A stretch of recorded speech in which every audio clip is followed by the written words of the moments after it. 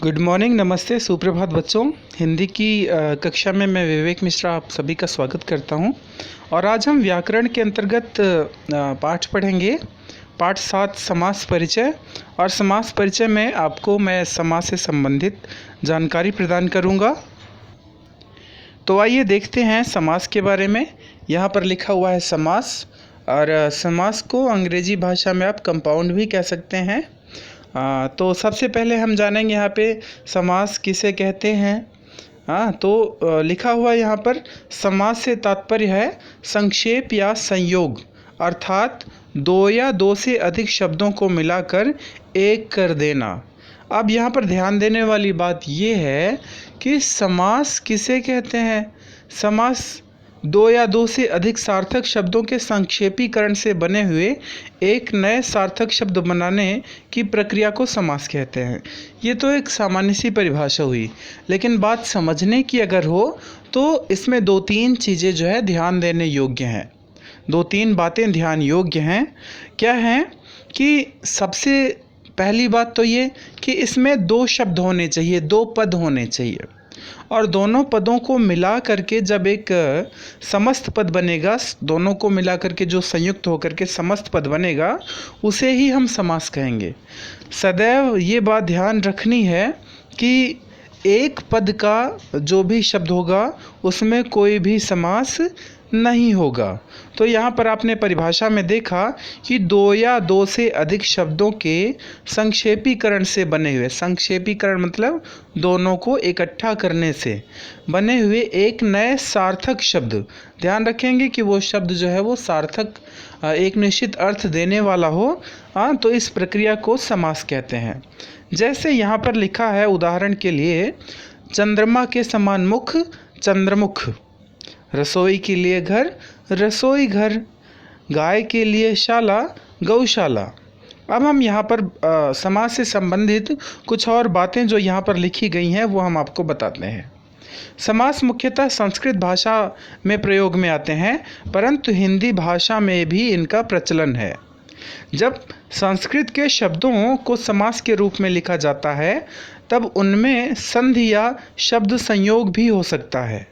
जैसे लंबोदर शब्द लंब प्लस उदर दो शब्दों से मिलकर बना है, और इनमें गुण संधि होकर अ प्लस उ ओ बन गया है। अतः शब्द हुआ लंबोदर, अर्थात लंबा उदर। उदर का मतलब होता है पेट, जिसका अर्थ है गणेश। और यहाँ पर बहुब्रीहि समास भी होता है। तो यहाँ पर यह बताया गया है कि कुछ शब्द ऐसे भी होते हैं जो जिनका प्रयोग है संधि में भी किया गया है, लेकिन वो समास में भी प्रयोग किए जाते हैं। इसके विपरीत हिंदी और उर्दू शब्द ज्यों के त्यों आते हैं, उनमें संधि नहीं होती है। यहाँ पर ध्यान देने वाली बात यह है कि संस्कृत भाषा के जो शब्द हैं वो संधि से संबंधित, उनमें भी समास होता है। ठीक है, अब आइए देखते हैं रसोई घर रसोई के लिए घर, गौशाला गौ के लिए शाला। समास भाषा में संक्षिप्तता और कसावट लाते हैं। इसका प्रमुख कारण यही है कि इनके बीच में आने वाले कुछ शब्दों का लोप हो जाता है। आगे अब हम बात करेंगे यहाँ पर सामासिक शब्द अथवा समस्त पद की।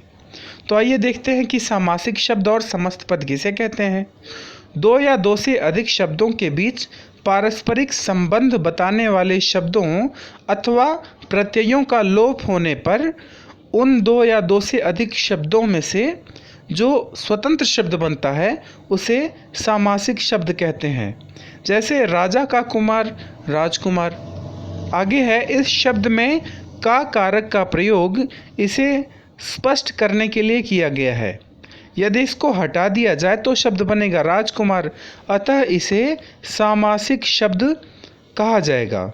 समास के नियमों से बना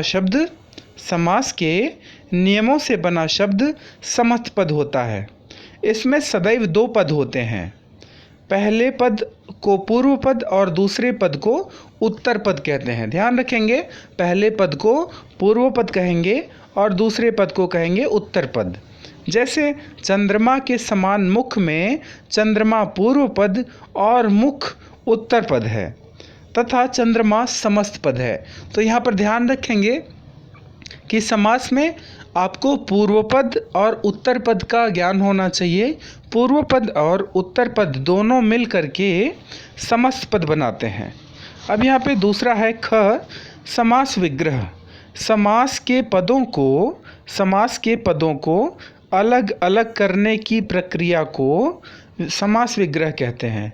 ध्यान रखेंगे यहाँ पर समास के पदों को अलग अलग करने को समास विग्रह कहते हैं। जैसे यहाँ पर दिया है चंद्रमुख और इसका जो है विग्रह दिया गया है चंद्रमा के समान मुख।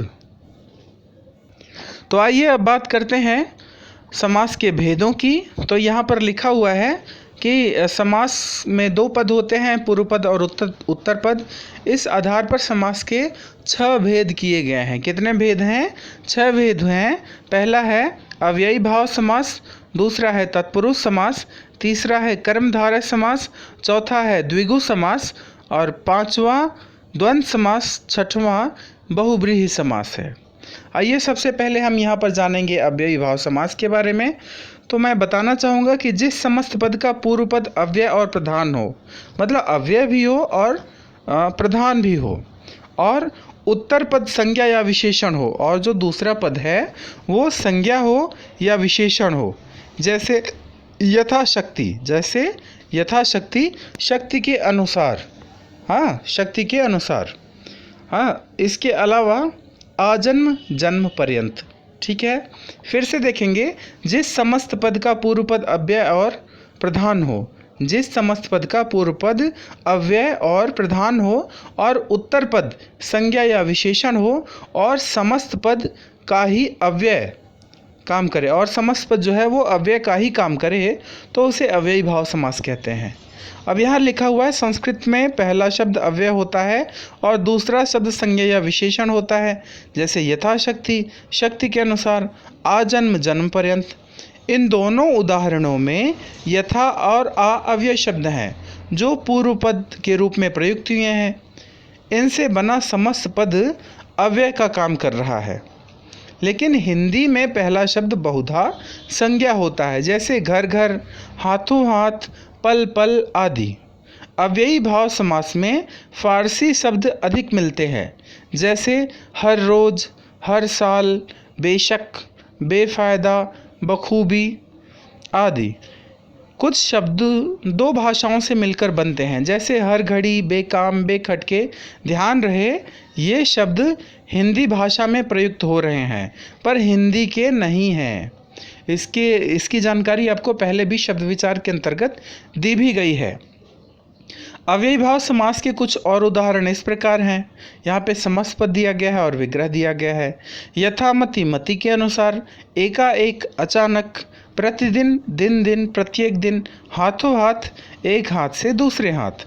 यथा समय, समय के अनुसार, निडर, बिना डर के, यथाशीघ्र, जितना शीघ्र हो सके, यथा संभव, जितना संभव हो सके। अब यहाँ पर और भी कुछ उदाहरण दिए गए हैं। आजीवन, जीवन पर्यंत या जीवन तक, आमरण, मरण तक, मरण पर्यंत। भरपेट, पेट भरकर, रातों रात, रात ही रात में, प्रत्यक्ष, आँखों के सामने, यथाविधि, विधि के अनुसार, प्रतिवर्ष, वर्ष वर्ष, गली गली, प्रत्येक गली। अब यहाँ पर ये तो बात हुई अव्ययी भाव समास की। तो अव्ययी भाव समास में हमने ये जाना कि जिस समस्त पद का पूर्व पद अव्यय और प्रधान हो और उत्तर पद संज्ञा या विशेषण हो, उस समस्त पद को क्या कहेंगे हम? अव्ययी भाव समास कहेंगे। आइए अब हम बात करेंगे यहाँ पर तत्पुरुष समास की।